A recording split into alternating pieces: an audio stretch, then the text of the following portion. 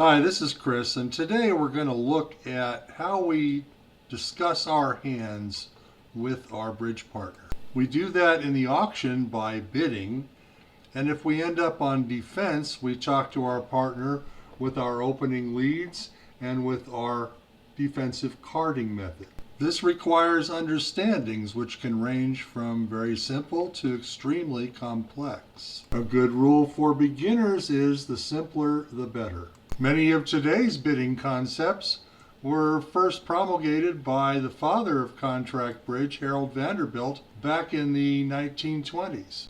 Bidding systems tend to revolve around opening bids at the 1 and 2 level in both suits and in no trump. Variables include general hand strength, distribution, and especially the length of major suits. They can be either natural or artificial and contain some elements of being obstructive or constructive.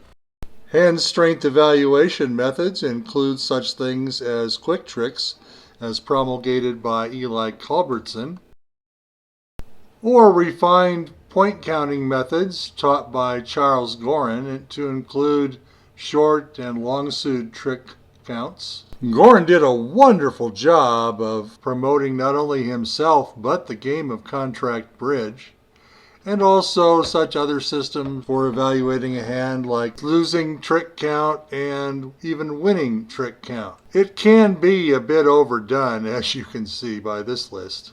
So within a system you can have various bids or calls that are natural. For example, 2 spades. It means spades if it's natural, but it could also be a weak 2 or a strong 2 or an intermediate 2 depending upon how you are treating it. So it's a treatment, just as takeout double is a special treatment for double. Conventional bids don't have a natural meaning at all. For example, the use of 1 club to show any hand with 16 or more high card points. A listing of all of your partnership agreements becomes a system that you and partner play, and it's often put down in writing on something called a convention card that's available to your opponents but not to you.